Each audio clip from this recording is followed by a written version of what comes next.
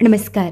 नूतन विद्यालय शिक्षण संस्था सेलू जिल्हा परभणी संचालित कैलासवासी श्रीरामजी भांगडिया स्मारक व्याख्यानमाला सुवर्ण महोत्सवी व्याख्यान प्रसिद्ध वक्ते पद्मश्री महाराष्ट्र भूषण डॉक्टर अभय बंग यांनी वेगळे शिक्षण शक्य आहे का या विषयावर केलेले मार्गदर्शन ऐकूयात.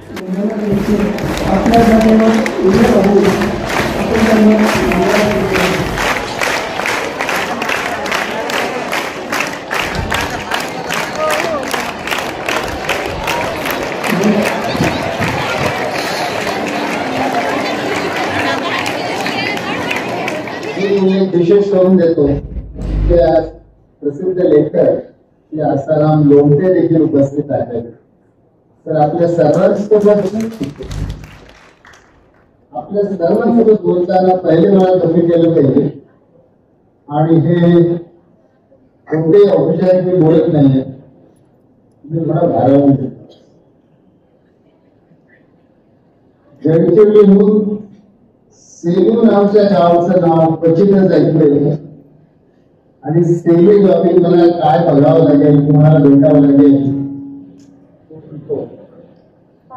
याची मला पूर्वकल्पना नव्हती.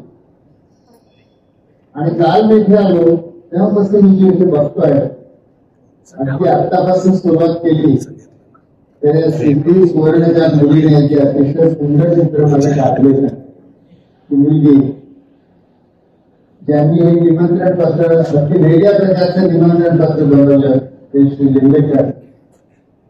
मला येताना तुम्ही एक चित्र प्रदर्शनीला भेट द्यायला घेऊन गेला जिथे माझ्या राणीच्या सर्वच्या जीवनातले अनेक प्रमुख प्रसंग मुलींनी चित्रकारी केलेले आहेत. या नूतन विद्यालयाची वेगवेगळ्या इमारती आणि विशेषतः तिथे 9,000 विद्यार्थी शिकतात. या नूतन विद्यालयाचा पूर्ण इतिहास हे सेलू गाव एक मोठं वेगळं आहे. म्हणजे इथेच राहतात पुष्कळदा आपण जिथे राहतो त्याचं वैशिष्ट्य लक्षात येत नाही. जिथे महाराष्ट्रामध्ये भारतामध्ये सर्वत्र जातीयतेचे प्रचंड द्वेष आणि लढाई सुरू आहेत. एक गाव मला असं दिसतं जिथे विविध जाती जमातीचे सर्व लोक एकत्र येऊन एक कुटुंब असावं असं काम करतात. इथे ब्राह्मणी आहेत, मारवाडी आहेत, इथे बहुजन समाजाचे लोक आहेत. सर्व समाजाचे लोक जातीपात विसरून एकत्र सामाजिक काम करू शकणं आजच्या काळात जवळपास अशक्य झालेलं आहे. कारण राजकारण आणि रिझर्वेशन प्रत्येक जागी लोकांमध्ये कुठे ना कुठे आडपडता बनतात. तर हे गावाचं थोडं विशिष्ट असेल. हे सगळं कुठून आलं तर हे जिथे जिथून आलं त्यांच्या स्मृतीमध्ये आज आपण इथे गोळा झालो आहोत आणि त्यांच्या स्मृतीमध्ये असलेलं 50वं स्मृती व्याख्यान त्यांच्या 125व्या वर्षाच्या प्रारंभी त्याला आपण मला बोलवलं. मी अतिशय कृतज्ञ आहे. श्रीरामजी भांगडिया हे असं म्हणता येईल की जणू सेलू आधुनिक सेलू सामाजिक सेलू याचे प्रमुख निर्माते होते. आणि एक आश्चर्यच आहे की व्यापारी करून आपला पूर्ण व्यापार सोडून स्वातंत्र्य युद्धामध्ये स्वतःला झोकून देतो. त्यासाठी वारंवार तुरुंगात जातो, सगळे आर्थिक धोके पत्करतो, आयुष्यभर ब्रह्मचारी राहतो, अविवाहित राहतो आणि मोठी संस्था उभी करण्यामध्ये प्रचंड मोठे योगदान देतो. या शहराच्या रस्त्यावर देखील भांगडियांचा ठसा आहे. मला सिमेंट कॉन्क्रीटचे रस्ते दाखवण्यात आले की जे भांगडियाची नगराध्यक्ष असताना बनवले ते रस्ते आज तोडता फुटत नाही इतके मजबूत आहे. भांगडियांचा आणि माझ्या वडिलांचा त्या काही जवळचा परिचय होता आणि ज्या स्वातंत्र्य युद्धाला भांगडियांचे पुढे आले ही त्यांची प्रेरणा. त्याच प्रेरणेचा आपण मूर्त शोधत गेलं असं दिसतं की सेलूमध्ये आंबेडकरांची आनंदराव भालेराव ही सगळी मंडळी 1938-39च्या काळात एकत्र आली म्हणून एक सगळे नूतन विद्यालय आणि एवढी संस्था होती याची प्रेरणा कुठून आली? तर त्याची प्रेरणा एक माणूस आणि एक लढा. स्वामी रामानंद तीर्थ हा माणूस आणि हैदराबादचा मुक्ती लढा हा स्वातंत्र्य लढा. आणि रामानंद तीर्थ आणि हैदराबादच्या मुक्ती लढ्याची प्रेरणा कुठून आली? तर पुन्हा एक माणूस आणि एक लढा. महात्मा गांधी नावाचा वटवृक्ष आणि भारताचं स्वातंत्र्य युद्ध. तर सेलू गावामध्ये आज जी शाळा आहे तिथे आपण आहोत, पण लक्षात घ्या की या शाळेची अशी परंपरा आपण वाढवत गेली तर ती भारताच्या स्वातंत्र्य लढ्यापर्यंत पोहोचते. त्यातनं निर्माण झालेली ही अतिशय मोठ्या मोठ्या शिक्षकांची कार्यकर्त्यांची पिढी या आपल्या शाळेचं एक असं वैशिष्ट्य कुठे बघायला मिळत नाही की या शाळेचे आजचे पदाधिकारी हे जे शिक्षक होते आणि अनेक पदाधिकारी स्वतः इथले विद्यार्थी होते आणि त्यांची मुलं आणि त्यांचे वडील हे देखील सगळे इथे शिकलेले होते. ज्या शाळेला 3 पिढ्यांना शिकवण्याचं सौभाग्य लाभलं अशी शाळा मला दुसरी माहिती नाही.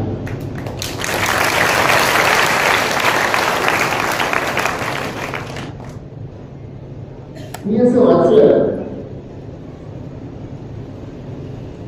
की श्री भांगडियाजींना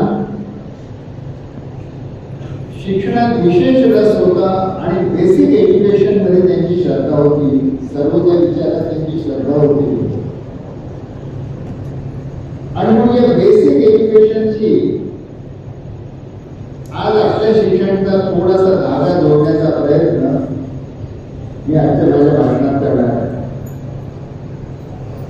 हा विषय मी काही शिक्षण करते नाही, मी कधी औपचारिकदृष्ट्या शिक्षकही राहिलेलो नाही.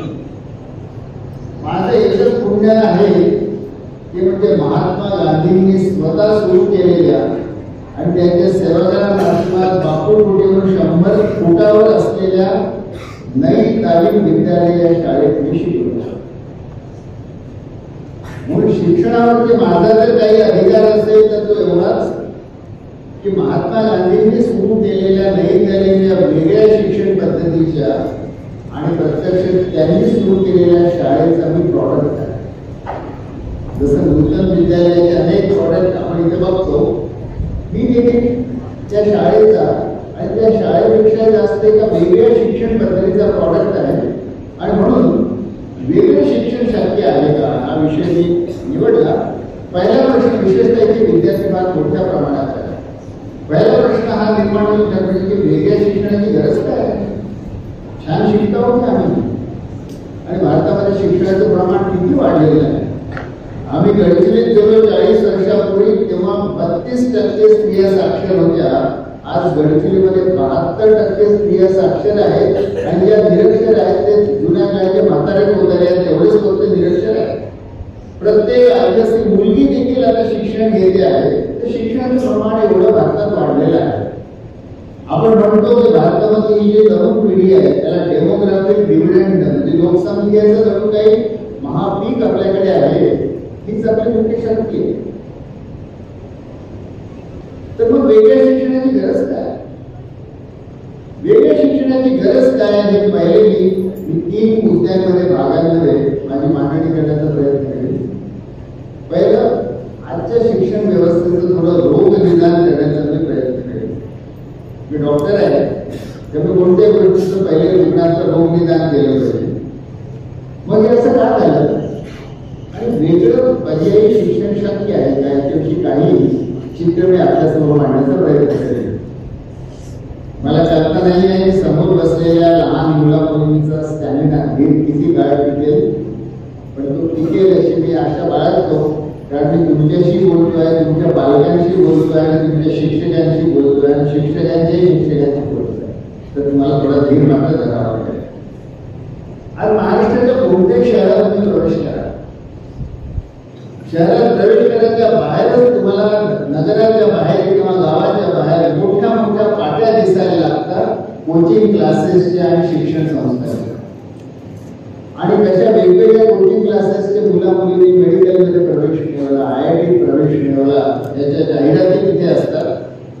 शहराच्या बाहेर शिक्षण कोचिंग क्लासेसच्या जाहिराती, पण शहरात जर तुम्ही जाल तर चौकामध्ये बेरोजगार तरुणांचे गट हिंडत असतात. पांढऱ्यावरती फक्त ते गुटखा आणि खागा खात असतात. आणि पुढे विरोधाभास आहे की शहराच्या बाहेर शिक्षण संस्थांच्या आणि कोचिंग क्लासेसच्या जाहिराती, पण शहराच्या आतमध्ये मात्र बेरोजगार तरुणांचे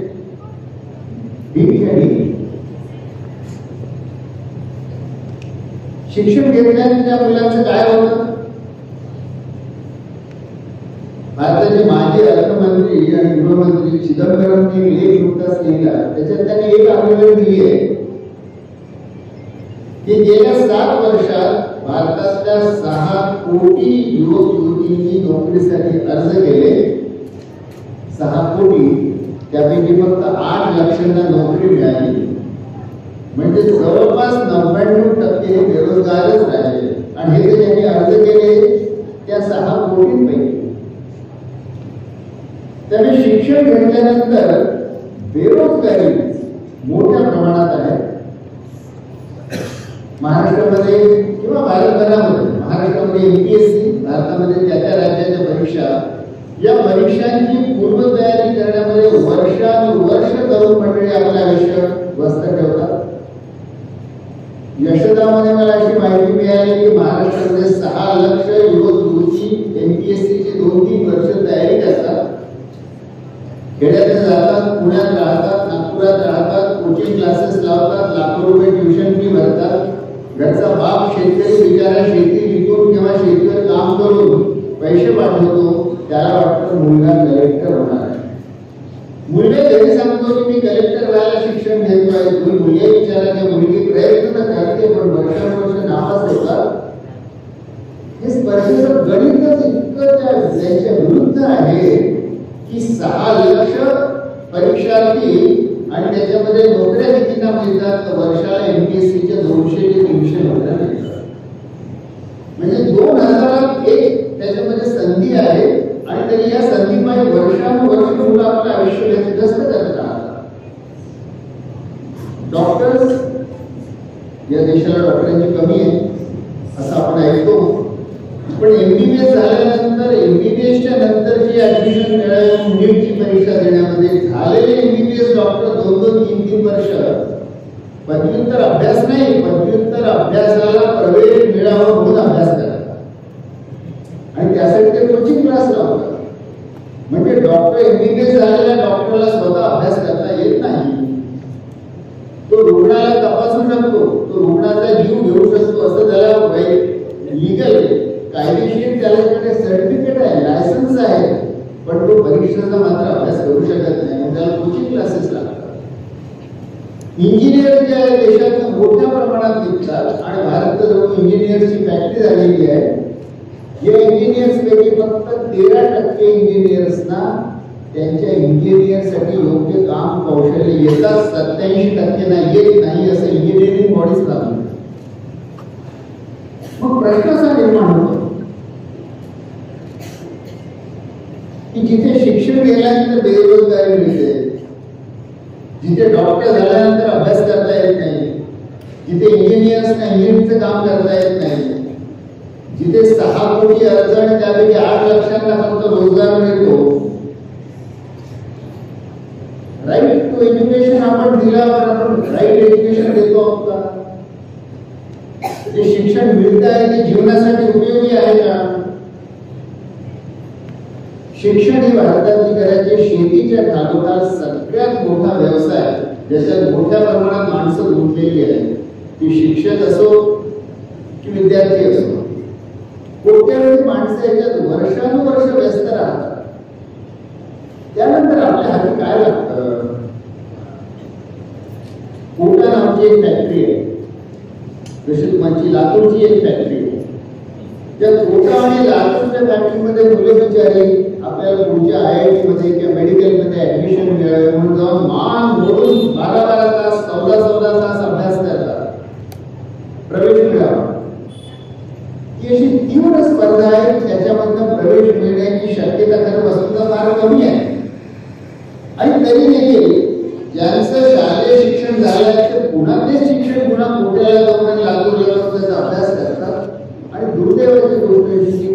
होऊन आणि आता क्वचित प्रसंगी लातूर या अशा विद्यार्थ्यांच्या आत्महत्येच्या बातम्या आल्या. शिक्षणाचा भार आणि शिक्षणाचा ताण एवढा झालाय की पोटाचे शिक्षण ही एक शोकांतिका झाली आणि एवढं शिक्षण घेऊन शेवटी जर बेरोजगारी किंवा इनकॉम्पिटन्स हे हातात येत असेल तर काय करावं.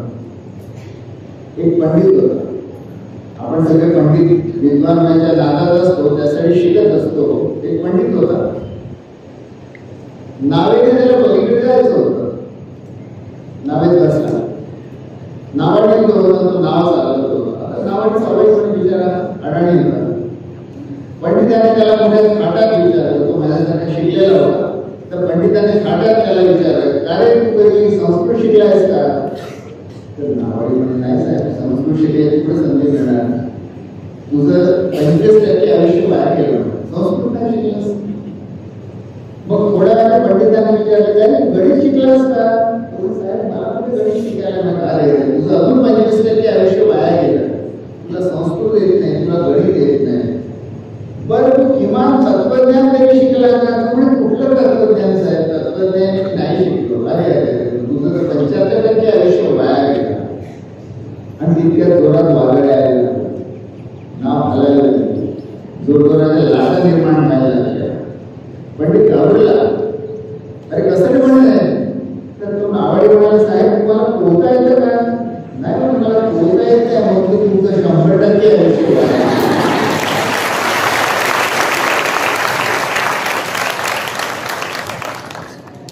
पंडितांचे जे विषय ते इकडे नाही आले ते चालू शकतं, पण जीवनाच्या प्रवाहात जर पोहता येत नसेल तर आयुष्य 100% वाया जातं.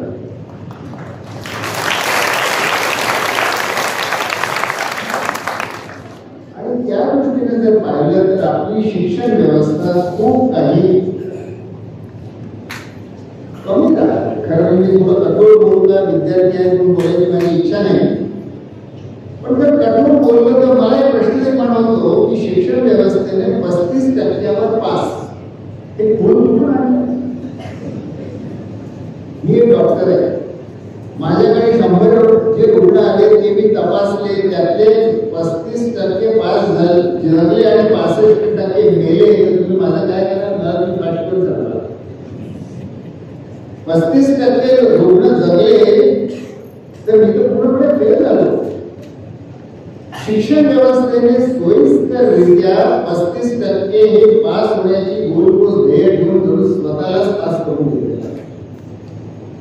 वस्तुतः पूर्ण शिक्षण व्यवस्था ही 65% नापास आहे.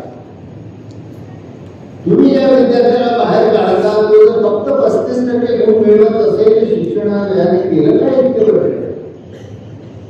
आज कोणतीही परीक्षा तुम्ही घेतली, डिग्री घेतली आणि पुढचं जर शिक्षण घ्यायचं असेल तर तुम्हाला त्या शिक्षणासाठी पुन्हा पूर्व परीक्षा द्यावी लागते. मग याचा अर्थ अगोदरची जी डिग्री होती याला निरर्थकच झाली. म्हणजे शिक्षण व्यवस्थेतली पुढची पायरी ही अगोदरच्या पायरीच्या मार्कशीटला आणि डिग्रीला निरर्थक ठरवते, नापास ठरवते. पण आपल्या शिक्षण व्यवस्थेमध्ये काहीतरी गंभीर गडबड आहे की ज्याच्यामधनं कोट्यावधी आपण पंडित काढतो ज्यांना जीवनाच्या प्रवाहात काही पोहता येत नाहीये. त्यांना प्रवाहात आपण काही रोजगारी देऊ शकत नाही आहोत आणि तो रोजगार मागण्याच्या ऐवजी त्यांनी गोंधळ घालवले. मग त्यांना कायमचं व्यस्त ठेवायला MPSCच्या परीक्षा, नीटच्या परीक्षा आणि हातामध्ये मोबाईल फोन करा. 2 वर्षांपूर्वी नांदेड एका कार्यक्रमाला आलो होतो.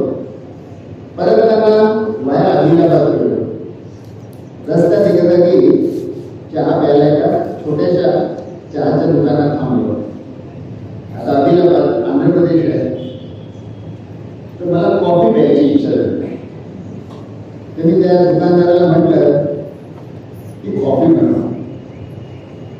तो म्हणाला कॉफी बनवतो, पण आणला मात्र त्याने चहा. मी थोडा चिडलो की अरे दक्षिण भारतात आलोय मी थोडासा वळसा घेऊन, तर कॉफी देत नाहीस का तुम्हाला. तो तुम्हें साहब क्या बताऊं, कोई कॉफी बनाने वाला ही नहीं. का नाही आहे म्हणजे गेल्या 6 महिन्यात मी 3 तरुण मुलं ठेवली, त्यांना कॉफी आणि इडली डोसा बनवायला शिकवलं. एका महिन्यात काम करायला लागले की एका महिन्यात गायब होतात, म्हणजे त्यांना कामच करायचं नसतं. पण करतात काय, काही नाही मोटरसायकल घेऊन हिंडतात आणि मोबाईल बघत असतात. म्हणजे ज्यांना काम करता येत नाही एवढे त्यांना कामही करायचं नाही अशी तरुण पिढी आपली शिक्षण व्यवस्था निर्माण करते. ही शिक्षणाची सध्याची दुर्दैवाची अवस्था आहे. असं काय झालं याचे एक अतिशय सुंदर विश्लेषण जवळजवळ 80 वर्षापूर्वी विनोबांनी केलेलं आहे. शिक्षण विचार या त्यांच्या पुस्तकात ते म्हणतात की आपले शिक्षण जे आहे त्याच्यामध्ये जीवनाशी काही संबंध नाही. तुम्ही पुस्तकामध्ये शेती वाचता, जाऊन शेती करता का? तर शिक्षणाचा जीवनाशी काही संबंध उरला नाही. शिक्षण 4 भिंतीमध्ये देण्यात येतं, जीवन बाहेर वाट बघत असतं. त्यामुळे जीवनाशी ज्याचा संबंध नाही आणि एकदा शिक्षण घेऊन बाहेर पडला की तो मुलगा किंवा मुलगी कधी पुस्तक उघडून पाहत नाही. म्हणजे शिक्षण हे निर्जीव शिक्षण आणि जीवन हे निर्बुद्ध जीवन. निर्जीव शिक्षण आणि निर्बुद्ध जीवन अशी आपण जीवनाची विभागणी करून टाकलेली आहे. त्यामुळे शिक्षणही सत्वहीन झालं आणि जीवनही सत्वहीन झालं. आता प्रश्न असा आहे की केवळ टीका करून आपण होणार नाही. वेगळं शिक्षण शक्य आहे का? वेगळ्या शिक्षणाचा एक असा मोठा प्रयोग महात्मा गांधींनी वर्ध्यामध्ये सुरू केला आणि त्यांनी नई तालीम नावाची वेगळी शिक्षण पद्धती देशासमोर मांडली. आणि ते इथपर्यंत म्हणाले आहे की स्वातंत्र्य युद्धापर्यंत माझं जे काही आहे योगदान ते ठीक आहे, पण स्वतंत्र भारतासाठी माझं सगळ्यात मोठं योगदान ही नई तालीम शिक्षण पद्धती राहिली. ही नई तालीम शिक्षण पद्धती काय होती? मी त्या शाळेमध्ये शिकलो मग पहिले मी तुम्हाला काही उदाहरण सांग आणि त्याच्यावर मग त्या नई तालीम शिक्षण पद्धतीचे काय सिद्धांत होते. मी 7वीत असताना मी आणि 8 विद्यार्थ्यांना माझ्या सोबतच्या शाळेचं जे हॉस्टेल होतं त्या हॉस्टेलचा रसोडा मेस चालवण्याची जबाबदारी देण्यात आली. आम्हाला सांगण्यात आलं की त्यावेळी त्या मेसमध्ये 40 मुले जेवायची. 40 मुले जेवायला आहेत आणि आपलं बजेट आहे एवढं. त्यावेळी 1960 मध्ये महिन्याचं बजेट होतं 20 रुपये एका विद्यार्थ्याचं जेवणाचं. तर 20 रुपये प्रति विद्यार्थी बजेट आहे. 40 विद्यार्थी जेवणार आहेत. तुम्ही महिनाभराच्या जेवणासाठी काय जेवण करणार याचा मेन्यू बनवा. ते बाजारात विकत आणा, स्वयंपाक करा, वाढा आणि मग भांडी घासा. त्याच्यानंतर महिनाभर घरोघरी बाई जे काम करते ते काम आम्ही 8 विद्यार्थ्यांनी केलं आणि ती मेस चालवली. पण आम्हाला हे सांगण्यात आलं असं काही जेवण करून चालणार नाही. जेवण कसं असलं पाहिजे तर ते आहाराच्या दृष्टीने न्यूट्रिशनच्या दृष्टीने आदर्श असलं पाहिजे. पण बजेट मात्र 20 रुपये. आम्ही शोधायला लागलो विद्यार्थी मग आहारशास्त्र काय असतं. आहारात प्रोटीन लागतात, कार्बोहायड्रेट लागतात, फॅट लागतात, हो का, मग व्हिटॅमिन लागतात. अरे बापरे हे कुठून मिळतील हे आम्ही शोधायला लागलो. तर बाकीचं सगळं आमचं कसं कसं जमलं पण व्हिटॅमिन ए आमच्या आहारामध्ये काही येईल आणि व्हिटॅमिन ए कुठून आणायचं याचा शोध आम्ही नॅशनल इन्स्टिट्यूट ऑफ न्यूट्रिशनच्या डायटरी टेबल्स मध्ये रिसर्च मध्ये शोधायला गेलो आणि त्यात आम्हाला सापडलं की आपले जे सांबार असतं कोथिंबीर त्याच्या 100 ग्राममध्ये 10,600 युनिट व्हिटॅमिन ए असतं आणि जो कढीपत्ता असतो त्याच्यामध्ये 12,000 युनिट व्हिटॅमिन ए असतं. ते आम्ही आणून आमच्या जेवणामध्ये व्हिटॅमिन ए पूर्ण केलं आणि अशा तऱ्हेने आमच्या दृष्टीने आम्ही संतुलित आहार देण्याचा प्रयत्न केला. आता बघा या महिन्याभर स्वयंपाक करण्याच्या जबाबदारीमध्ये मी काय काय शिकलो. मी अर्थशास्त्र शिकलो. बाजारात हे सगळं आणायचं जेवणाचं गणित 20 रुपयात बसवायचं. अर्थशास्त्र शिकलो, आहारशास्त्र शिकलो, स्वयंपाक करायला शिकलो, पोळ्या भाजायला शिकलो, त्यावेळी चटकी लागली हाताला, भांडे घासायला शिकलो. आणि मी तुम्हाला सांगू इच्छितो मी अतिशय प्रामाणिकपणे तुम्हाला सांगतोय की त्या महिन्याभरात जेवढं मी न्यूट्रिशन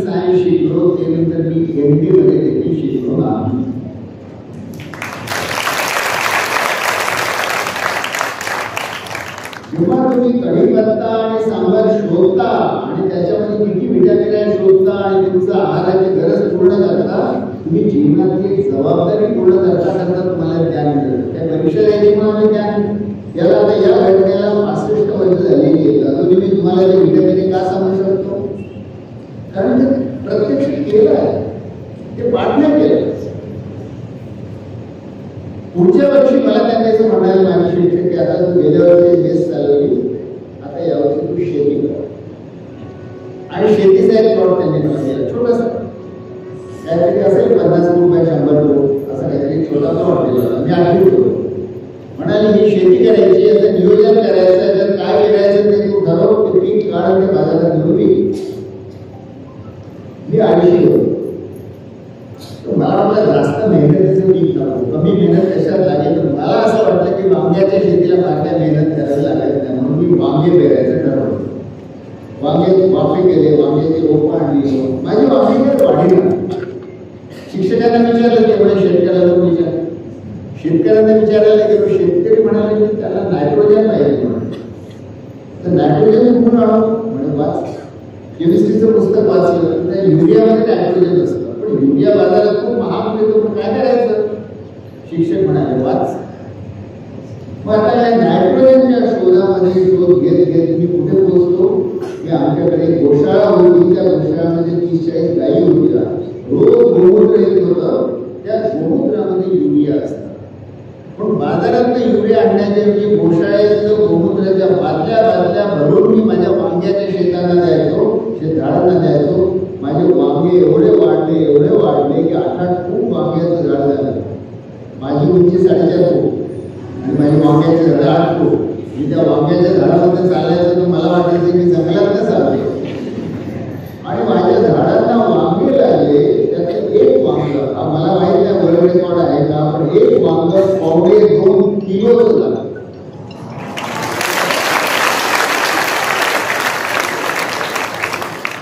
तुम्ही टाळ्या वाजवल्या, पण माझ्या त्या 2.5 किलोच्या वांग्याची शोकांती का सांगतो. मी वांगी घेऊन बाजारात विकायला गेलो. हे आमच्या शिक्षणाचा भाग असायचा की पूर्ण उत्पादनापासून विक्रीपर्यंत सगळं काही तुम्ही अनुभव घ्यायचा. बाजारात गेलो, वांग्याचं लावून ढीग लावून बसलो विक्रीला. लोकांनी बाकी सगळे वांगे घेतले, ते 2.5 किलो वाले कोणीच देईना. कोणती कुटुंबाचे लोक काय म्हणायचे, अरे 2.5 किलो तो वांगा दिला, आठवड्यावर नुसतं वांगच खावं लागेल. बिचारा ते 2.5 किलोचं वांग आणा, कोणी त्याला घेतलं नाही म्हणून परत आणलं. शेवटी आमच्या मेसमध्ये दिलं, तेव्हा त्याचा उपयोग झाला. आता या 1 वर्ष शेती करण्याच्या अनुभवात मी बॉटनी शिकलो, मी केमिस्ट्री शिकलो, मी हॉर्टिकल्चर शिकलो, मी शेतीचे इकॉनॉमिक्स शिकलो. आणि शेतमालाला भाव मिळत नाही, बाजारात शेतकऱ्याचे काय हाल होतात ते स्वतः 13 वर्षाचा मुलगा असताना मी अनुभव घेतला. हे सगळं माझ्यासोबत राहिलं. याच्या कशाचीच माझी परीक्षा घेण्यात आली नाही. बस हे कर्तव्य कर, त्याच्यातनं जे मिळेल तुझं ते शिक्षण. असं ते विलक्षण शिक्षण होतं. त्या शिक्षणाची मांडणी अशी होती की मूळ निव्वळ पुस्तक वाचून किंवा फळ्यावर जे लिहिलेले आहे ते वाचून शिकत नसतं. मूळ विद्यार्थी हा सर्वांगाने अनुभव घेत असतो. हेड, हार्ट अँड हँड्स, मेंदू, डोकं, बुद्धी, हृदय, भावना, कला आणि हात, उत्पादन, या तिन्ही गोष्टी शिकायच्या असतात. आणि या तिन्ही गोष्टी पुस्तकात शिकवता येत नाही, त्या प्रत्यक्ष करूनच सगळ्यात जास्त शिकता येतात. आणि मग करण्यासाठी काय करावं तर जबाबदारी द्यावी. म्हणून शेतीचा प्लॉट, प्रत्येक विद्यार्थ्याला एक शेतीचा प्लॉट दिलेला असतो. प्रत्येकाची मेसमध्ये ड्युटी लागायची, स्वयंपाक करावा लागायचा. जीवनामध्ये जी आपली कर्तव्य असतात सर्वसामान्य, जी आपली आई करते, जो आपला बाप करतो, जो एक शेतकरी करतो, एक मजूर करतो, ही कर्तव्य खरं म्हणजे करता करता विलक्षण शिक्षण होऊ शकते. पण आपल्या समाजाने सोयीस्कररित्या याची अशी विभागणी करून टाकलेली आहे, जो काम करेल तो शूद्र आणि जो फक्त अभ्यास करेल तो पंडित. आणि इथे प्रत्येकालाच पंडित व्हायचं आहे, काम कोणालाच करायचं नाही. कधीच काम न करणारा समाज असेल तर त्याचं काय होईल? सगळेच फक्त MPSC चे अभ्यास करत असतील, हातामध्ये मोबाईल फोन घेऊन फिरतील आणि देशामध्ये उत्पादन होऊ नाही शकत. म्हणून नैतिक शिक्षण व्यवस्थेमध्ये ही मूलभूत मान्यता गांधीजींची आणि पुढे विनोबांची होती की मूल कसं शिकतं, तर ते प्रत्यक्ष काम करता करता कर्तव्यातनं ते पूर्ण करता करता ते शिकतं. आपण साधं उदाहरण घेऊया बरं. या देशामध्ये 40% लोकसंख्या शेतकऱ्याची आहे आणि शेतमजुरी खेड्यामध्ये आहे. खेड्यामधले 60% लोक हे शेतीवर काम करतात. म्हणजे किमान 50 कोटी लोक या देशातले शेतीमध्ये काम करतात. ते कोणत्या कृषी महाविद्यालयात गेले होते, पण तरी आमच्या गडचिरोलीच्या बाया कोणत्याही शाळेत न जाता धानाची रोवणी करतात. त्या धानाची रोवणी तुम्ही करून पाहा, तुमच्या पाठीचं गिरड होईल इतकी कंबर होते. कोणताही शेतकरी शेत नांगरता येतं त्याला, कोणती बाई तिला रोवणी करता येतं, तिला निंदण करता येतं. कुठे शिकतो, कुठे शाळेत, कोणत्या कोचिंग क्लासेस लावले. जीवनातले कर्तव्य करता करता शिकले. तुम्हाला सायकल चालवता येते, ज्यांना येते हात वर करा, जवळपास सगळ्यांना येते. आता मला सांगा, हात खाली करून सांगा की त्यासाठी कोणता कोचिंग क्लास लावावा होता. नाही कसं काय शिकलं, कसं काय शिकलं. तुम्हाला ते फिजिक्स शिकायची गरज नाही पडेल, किंवा सायकलचं जे चार्ज असतं त्याचं सर्कम्फरन्स किती असते ते काढायची गरज नाही पडली. आणि तरी सायकल शिकवून गेला. बरं, आता दुसरं सांगा मला, तुमच्यापैकी किती जण लहानपणी चालायला शिकले. सगळे शिकले, पण शाळेत तर कधी चालायला शिकवलंच नाही. पण तरी शिकला, शाळेत येण्यापूर्वी शिकला आणि चालत चालत शाळेत आला. म्हणजे तुम्ही जीवनातल्या सगळ्यात महत्वाच्या गोष्टी शाळेत येण्यापूर्वी शिकला. मित्रांनो, जीवनातल्या सगळ्यात महत्वाच्या गोष्टी या शाळेत किंवा शिक्षण व्यवस्थेत मिळत नाही, ते जीवनात मिळत. 2 ऑक्टोबर हा महात्मा गांधींचा जन्मदिवस. एका 2 ऑक्टोबरला मी वॉशिंग्टनमध्ये होतो. तर मी ज्या विद्यापीठाचा विद्यार्थी आहे, जॉन्स हॉपकिन्स विद्यापीठाचा, ते वॉशिंग्टनच्या जवळच आहे. तर 2 ऑक्टोबरला मला त्यांनी गांधीजींवर भाषण द्यायला बोलवलं. योगायोगाने दुसऱ्या 2 ऑक्टोबरला मी हार्वर्ड विद्यापीठात होतो. 2 ऑक्टोबरला हार्वर्ड विद्यापीठात. तर सगळ्यांना बातमी लागून जाते की माझा काहीतरी दुरून का होईना पण गांधीजींशी संबंध होता. मग गांधीजी जन्मतिथी आली आणि मी असतो अमेरिकेत बोलतो. आता दोन्ही विद्यापीठ आणि याची स्कूल ऑफ मेडिसिन आणि स्कूल ऑफ पब्लिक हेल्थ जगातले नंबर 1 आणि 2 आहे. तिथे भाषण देण्यापूर्वी तिथले जे विद्यार्थी होते, ते विद्यार्थी म्हणजे सगळेच MD झालेले. कोणाला वीज दुरुस्त करता येते, शाळेत शिकवली नाही.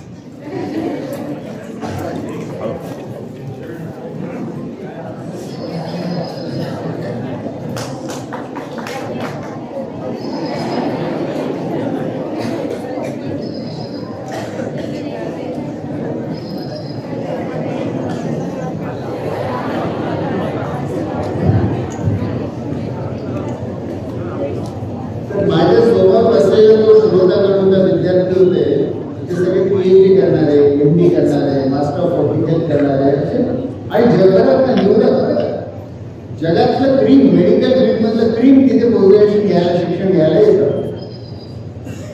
मी प्रत्येकाला एकेकाला विचारलं की इथलं शिक्षण पूर्ण झाल्यानंतर तू काय करणार आहे. आणि तुम्हाला आश्चर्य वाटेल, 199 पैकी 200 पैकी 199 म्हणाले आम्हाला माहित नाही काय करतात. कुठेतरी जॉब मिळून जाईल, कोणीतरी आम्हाला डेटा अनालिसिसचं काम देऊन देईल, कोणीतरी आम्हाला एखाद्या रिसर्च प्रोजेक्टमध्ये असिस्टंट म्हणून घेऊन घेईल. आम्ही काय करणार आम्हाला माहित नाही. मी निष्कर्ष हा काढला की जगातली सर्वोत्कृष्ट विद्यापीठ देखील हे शिक्षण वापरायचं कशासाठी, हे ज्ञान देत नाही.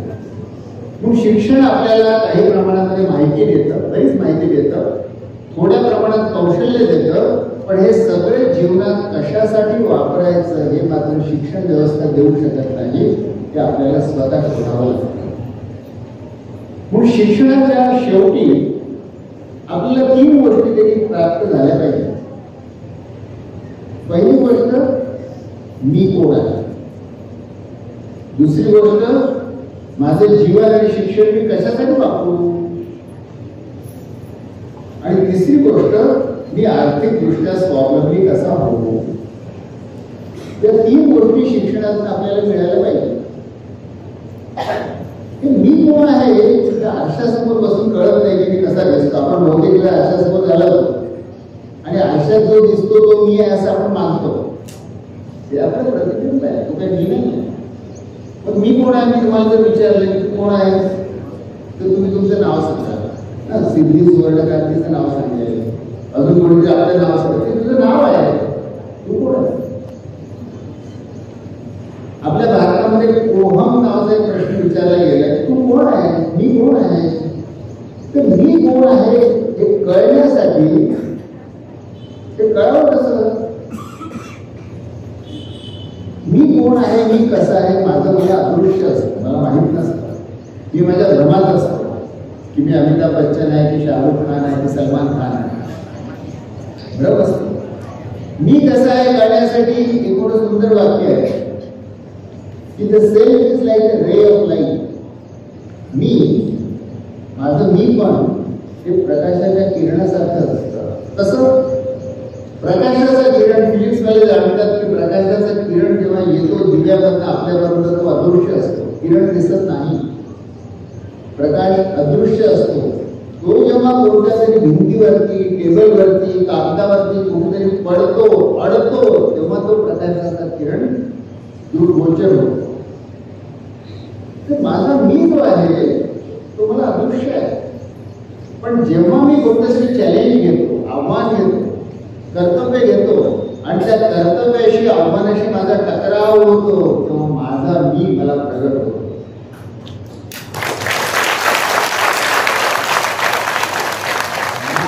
माझा मी मला मोबाईल फोनच्या स्क्रीनवर दिसत नाही किंवा आरशामध्ये दिसत नाही. माझा मी जेव्हा मी चॅलेंज घेतो तेव्हा माझा मी प्रगट होतो. हा जो मी आहे तो कसा असतो. शिक्षकाने मुलीला कसं घडवावं. मायकेल अँजेलो नावाचा एक खूप प्रसिद्ध कलाकार होऊन गेला, 400-500 वर्षापूर्वी होऊन गेला. रोममध्ये व्हॅटिकन सिटी जी आहे जगाचं सगळ्यात मोठं कॅथलिकांचं चर्च, त्याच्यामध्ये त्यांनी बनवलेले चित्र आणि पुतळे अजूनही आहे. एकदा मायकेल अँजेलोला विचारण्यात आलं की तुला दगडामध्ये उघड दगड असतो, एखादा रॉक तो आणतो, खडक आणतो, त्याच्याबद्दल तुला मूर्ती दिसते कशी, तू घडवतो कशी मूर्ती त्याच्यामध्ये. तुम्हाला मी मूर्ती कुठे घडवतो. ती मूर्तीच्या दगडाच्या अगोदरच असते. मी फक्त त्या मूर्तीच्या आजूबाजूचा जो विनाकारण दगडाचा भाग असतो तो छिन्नीने काढतो, आतमध्ये मूर्ती प्रगट होते.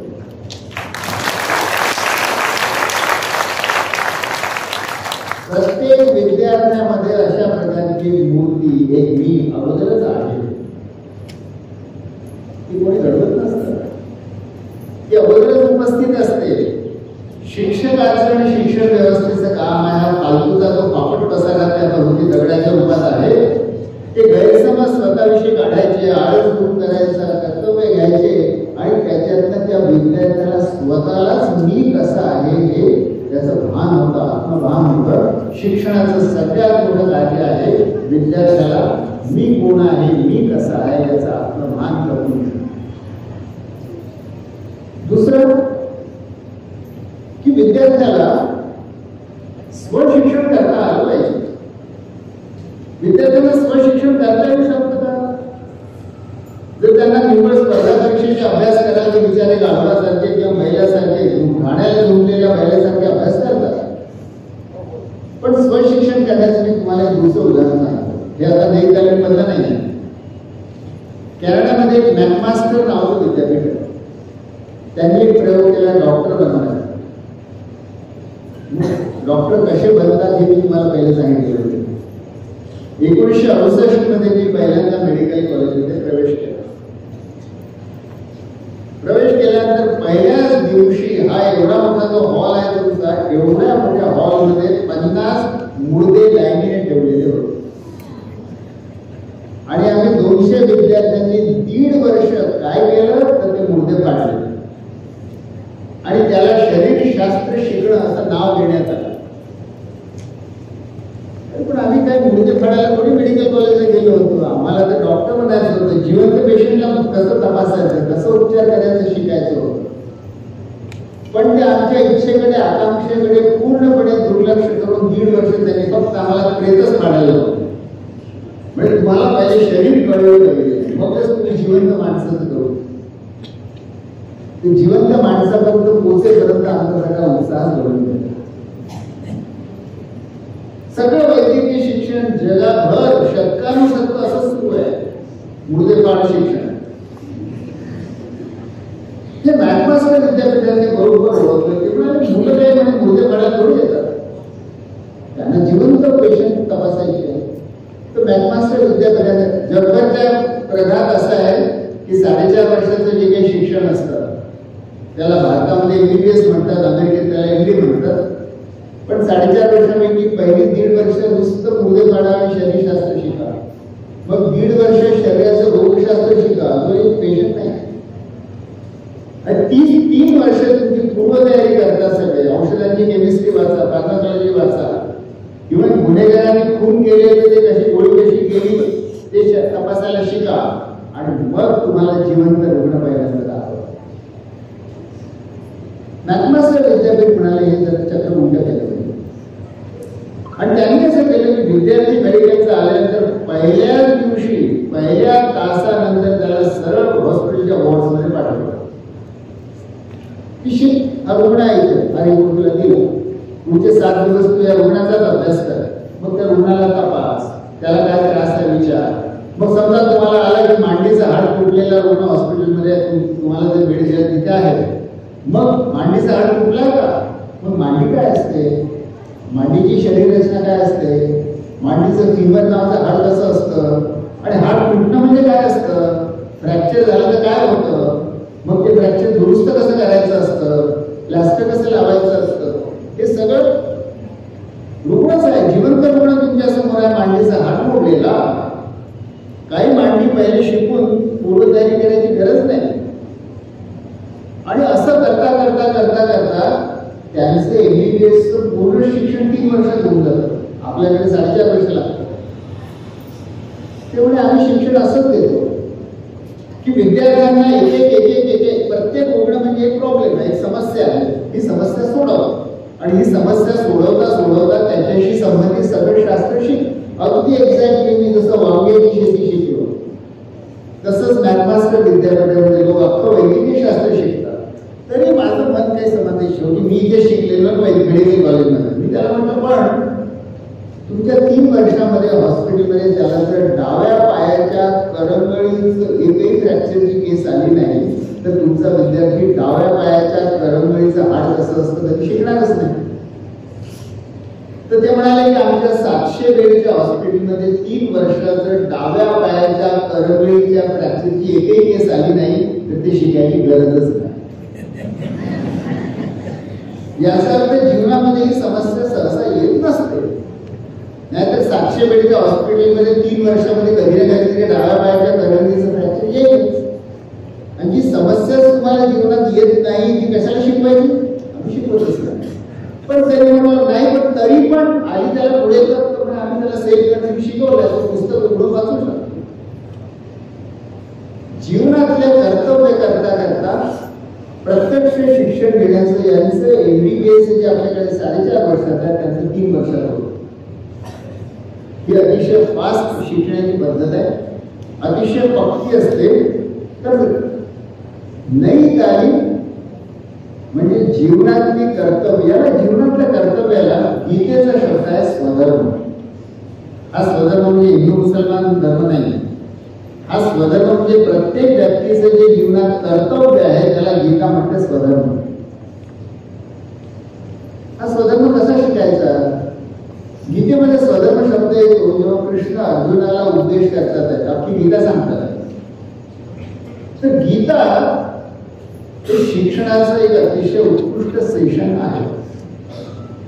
तो शिक्षणाचा इतका चांगला क्लास आहे की तो घडल्यानंतर 3-4 हजार वर्षांनी देखील ती गीता आपण म्हणतो इतका अमर शिक्षणाचा क्लास आहे. शिक्षणाचा क्लास काय आहे?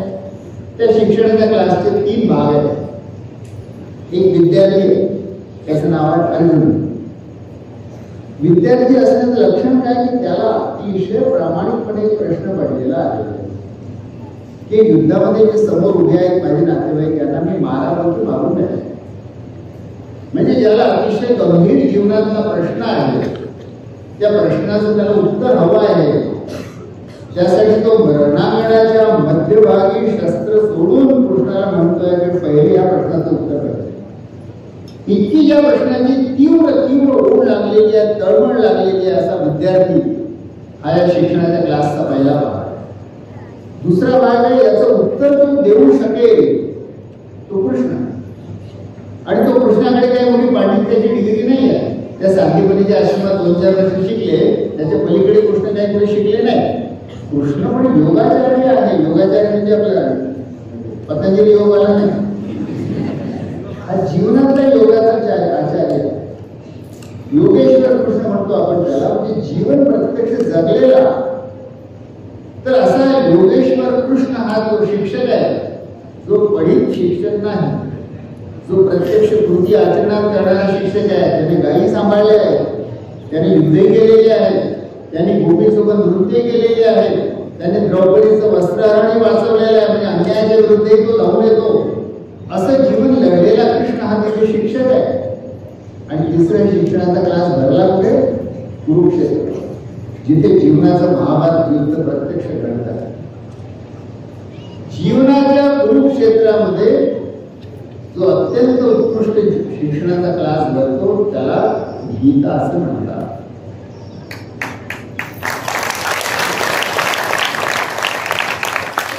आणि गीतेचा क्लास घेण्यापूर्वी काय कृष्णाने आता अर्जुना तुला मी अगाऊ 4 वर्ष शाळेत शिकवतो बरं का, ते क्लास घेतो, मग त्याच्यात सर्टिफिकेट देतो, मग तू ते युद्ध करायला असं नाही. प्रत्यक्ष जीवनामध्ये तो प्रसंग आला, अर्जुनाला प्रश्न पडला, तो कृष्णाला विचारतोय आणि जीवनाच्या प्रसंगामध्ये कृष्ण त्याला उत्तर देतात आहे. म्हणून गीता अमर. ही गीता हे काल्पनिक कविकल्पना नव्हती, प्रत्यक्ष जीवनाच्या प्रश्नाचं जीवनाच्या कुरुक्षेत्रावर दिलेलं उत्तर. मित्रांनो, आपल्या प्रत्येकाच्या जीवनामध्ये एक कुरुक्षेत्र येणार आहे आणि त्या कुरुक्षेत्राचं उत्तर आपल्याला त्या कुरुक्षेत्रावर शोधावं लागणार आहे. आणि म्हणून आजच जीवनामध्ये जे करावं लागणार आहे तो स्वधर्म. स्वधर्म हा शब्द मी बोलत होतो की गीतेमध्ये स्वधर्म म्हणजे तुमचं जे कर्तव्य कर्म असतं त्याला स्वधर्म म्हणतात. म्हणून आपलं कर्तव्य कर्म करता करता शिक्षण मिळून जातं. मी तुम्हाला प्रश्न विचारले की तुम्ही चालायला कुठे शिकलात, सायकल कुठे शिकलात, शेतकऱ्याची बायको कापणी करायला कुठे शिकते, रोवणी करायला कुठे शिकते, जीवनामध्ये शिकतो. आणि म्हणून जीवनामधले जे सहज कर्म आहेत ते करता करता जे शिक्षण मिळतं. विनोबा इथपर्यंत म्हणाले हे जे नैतिक शिक्षण आहे ज्याचं मी थोडं वर्णन तुम्हाला केलं की नैतिक शिक्षण हे अशी व्याख्या विनोबा म्हणतात बरं का. आणि हे थोडं मी शिक्षकांसाठी बोलतोय की विनोबा असं म्हणाले की नैतिक म्हणजे जीवनाचं शिक्षण, जीवनासाठी शिक्षण, जीवनात बाबतीत शिक्षण, अशा अनेक व्याख्या करण्यात येतात. या सर्व मला नामंजूर आहे कारण हे सगळे अपूर्ण आहे. नैतिक किंवा जीवन शिक्षण हे जीवनाचं शिक्षण, जीवनासाठी शिक्षण, जीवनाद्वारे शिक्षण या सगळ्यामध्ये अगदी द्वैत कल्पित आहे. जीवन वेगळं, शिक्षण वेगळं. विनोबा म्हणतात आहे जीवन हेच शिक्षण. आणि माझ्या आयुष्यामध्ये मी शिक्षणाच्या बाबतीत याच्याहून जास्त क्रांतिकारी वाक्य वाचलेलं नाही. जीवन हेच शिक्षण. प्रत्यक्ष जीवन जगता जगता जे सहज आपल्याला मिळून जातं. वांग्याची शेती करता करता मला जे वाङ्मयाचं शिक्षण मिळालं त्याची कोणी परीक्षा घेतली नाही, ते कोणी पुस्तकही नव्हतं, ते मिळून गेलं, ते आजपर्यंत माझ्यासोबत आहे. तर जीवन घडता घडता जे शिक्षण घडतं ते जीवन शिक्षण. आणि म्हणून गांधीजींनी नई तालीम करतात. या नई तालीमच्या शिक्षणामध्ये अजून एक गोष्ट घडली. मी 13 वर्षाचा असताना मुलांना आम्हाला पाठवण्यात आलं. समाज समजून घ्यायला पाहिजे म्हणून जा, खेड्यात जा, गावोगावी फिरा. गावोगावी मी पायी फिरायचो. एकदा मी आणि माझा भाऊ मे महिन्याच्या उन्हाळ्यामध्ये वर्ध्यामध्ये एका गावाजवळ जात होतो. पिंपरी नावाचं गाव, वर्ष 1963. मी तेव्हा 13 वर्षाचा होतो. खेडत जे होतं ते अतिशय वाईट अवस्थेत होतं. त्या काळामध्ये भारतामध्ये प्रचंड अन्नाचं दुर्भिक्ष होतं. अमेरिकेमधनं जहाजाने लाल ज्वारी यायची, त्याला किलो म्हणायचे. ते तिथल्या बैलांना खाऊ घालण्यासाठी होतं. ते भारताच्या माणसांना खाऊ घ्यायला पाठवायचे आणि भारताची माणसं खायची आणि जगायची. अख्खा भारत असा जगत होता. तर शेती वाईट, माणसं शेतकरी असे बारीक, झरपडकी, मुलं कुपोषित. तर मी आणि माझा भाऊ अशोक आम्ही दोघं जात होतो. आम्ही दोघेही म्हणालो काहीतरी केलं पाहिजे. तर आपल्या जीवनाचं पुढे काय करायचं आपण ठरवून टाकतो. समोर खेडी होती, मुलांमध्ये भरपूर पाहिली होती की गावांची स्थिती कशी आहे भारताची. आम्ही दोघांनी ठरवलं की भारताच्या खेड्यांची शेती सुधारली पाहिजे आणि आरोग्य सुधारलं पाहिजे. माझा भाऊ अशोक मला म्हणाला की ठीक आहे, मी शेती सुधारतो. मला आता काही पर्यायच नाही होता. मला आता झटपटून म्हणावं लागेल की ठीक आहे बाबा, मी भारताच्या खेड्याचं आरोग्य सुधारतो. आणि असं म्हणून 13व्या वर्षी मला भारताच्या खेड्याचं आरोग्य सुधारायचं हे जे जीवनाचं हेतू मिळाला, ध्येय मिळाला, त्याच्यानेच तुमचं अख्खं सगळं मला आयुष्य घडलं. मी डॉक्टर झालो काय, मी अमेरिकेला गेलो काय, मी गडचिरोलीत गेलो काय, किंवा जे जे काम मी केलं असं उल्लेख करण्यात आला, ते सगळं त्या नई तालीम शिक्षणाचा भाग म्हणून जे समाज दर्शन आम्ही खेडोपाडी केलं आणि त्याच्यामधनं आमचं कर्तव्य काय आहे याचा आम्हाला बोध झाला. आणि म्हणून नई तालीम जीवनाचं शिक्षण देतं. जीवन कशासाठी याचं देखील ते बोध देतं. आणि ज्या काळामध्ये आता व्हर्च्युअल शिक्षण मिळायला लागलेलं आहे, अमेरिकेमध्ये एक सलमान खान आहे. हा तुमचा सलमान खान नाही, हा दुसरा एक सलमान खान. हा मूळचा भारतीय इंजिनियर होता, अमेरिकेत गेला. त्या सलमान खानचे त्याला काही कामगार होतं सुरुवातीच्या काळामध्ये. त्याचा मोठा भाऊ आणि त्याची मुलं तिथेच होती. तर त्या मोठ्या भावाची मुलं म्हणजे याचे पुतणे याला म्हणाले तुम्ही आम्हाला शिकवा. हा घर बसल्या त्याने शिकवायला लागला. मग याची बदली झाली, हा दुसऱ्या गावाला गेला. तर त्याचे पुतणे म्हणाले की चाचा आप बहुत अच्छा सिखाते, आप ही हमको सिखाइए. तर दुसऱ्या गावात राहतो, कसा शिकवणार. तर तो इंटरनेटवरती त्यांना डिजिटल काहीतरी क्लासेस घेऊन पाठवायचा. ते हळूहळू इतके पॉप्युलर झाले की त्याने अमेरिकेमध्ये खान अकॅडमी काढली. आणि त्याच्या या इंटरनेटच्या आधारावर चालणाऱ्या खान अकॅडमीमध्ये अमेरिकेमध्ये लाखो विद्यार्थी शिक्षण घेतात. तुम्ही टेडेक्सवर जा. टेडेक्स नावाचा युट्यूबवरचा खूपच लोकप्रिय कार्यक्रम आहे. जगातली अतिशय चांगली चांगली भाषणं तिथे असतात. टेडेक्सवरती या सलमान खानची मुलाखत बिल गेट्स घेतोय. आणि बिल गेट्सची मुलाखत घेण्याच्या अगोदर सांगतोय की मी जाहीरपणे कबूल करतो की मी माझी दोन्ही मुलांना खान अकॅडमीच्या माध्यमातून शिकवतो. जगातला सगळ्यात श्रीमंत माणूस जो आहे तो आपल्या मुलांना शाळेत पाठवत नाही, तो खान अकॅडमी शिकवतो. याचं कारण असं की शाळेमध्ये जर निव्वळ माहितीचं पडील शिक्षण देण्यात आलं तर व्हर्च्युअल शिक्षण उपलब्ध झाल्यावर प्रत्येकच विद्यार्थ्याला सलमान खानकडे शिकता येईल. मग शाळांचं काय होणार आहे.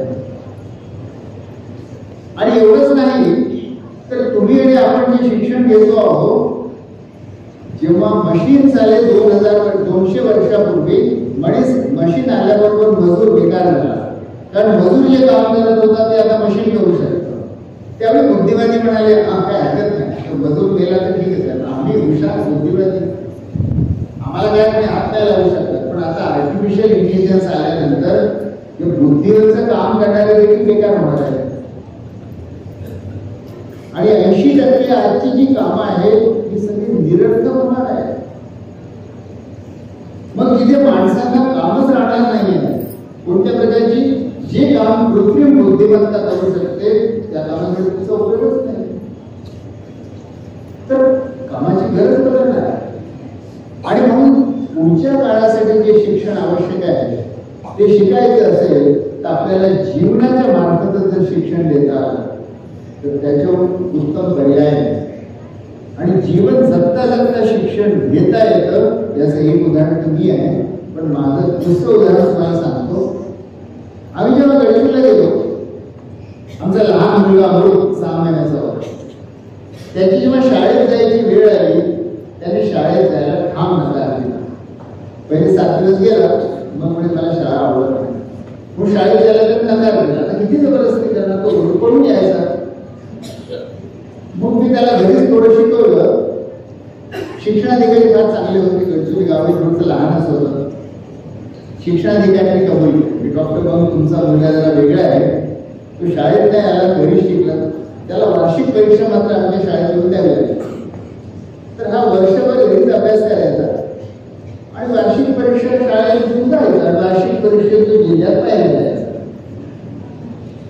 मग त्याच्या लक्षात आलं, तो म्हणाला मी घरी गेले शाळेमध्ये जे 6 तासात शिकवतात घरी माझं 2 तासात शिकून होतं, मी कशाला शाळेत जाऊ. मग पुढे कसं झालं, गडचिरोलीच्या वेगवेगळ्या शाळांचे मुख्याध्यापक माझ्या घरी यायला लागले की डॉक्टर बाबू तुमचं पोरगं नाही ते कोणत्या शाळेत जात नाही, किमान आमच्या शाळेत त्याचं नाव टाका म्हणजे जिल्ह्यातला पहिला मुलगा आम्हाला क्रेडिट देऊन घ्या. अमुक रोज 2 तास घरी अभ्यास करायचा, बाकी तो आमच्यासोबत खेड्यात यायचा, दवाखान्यात यायचा, कॉम्प्युटर समोर बसायचा आणि हे सगळ्यांचं शिक्षण त्याचं व्हायचं. त्याचं म्हणायचं शाळेतलं पुस्तकी शिक्षण 2 तासात आठवतं. पण त्याला काही आम्ही काही रिफ्यूट करू शकत नव्हतो. खरंच 2 तासात शिकून जिल्ह्यात पहिला यायचं. म्हणजे वस्तुतः जीवनामधलं शिक्षण शक्य आहे. शालेय शिक्षण आणि घरी शिक्षण आणि जीवन शिक्षण यांना करण्याचा संगम करता येतो. आणि असं जर केलं तर लातूर पॅटर्न आणि कोटा पॅटर्न पासून आपण आपल्या मुलांना मुक्ती देऊ शकतो. लातूर पॅटर्न आणि कोटा